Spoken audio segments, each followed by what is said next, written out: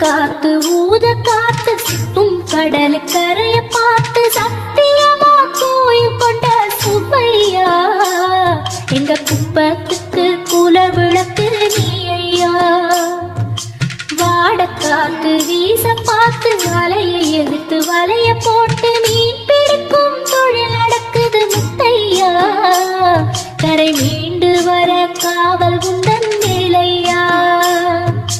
திருச்செந்தூர் ஆண்டவனே வேல் முருகா தினம் உனக்கு நன்றி சொல்வோம் ஆள்மருகா. திருவடியில் தவம் இருப்போம் திருமுருகா.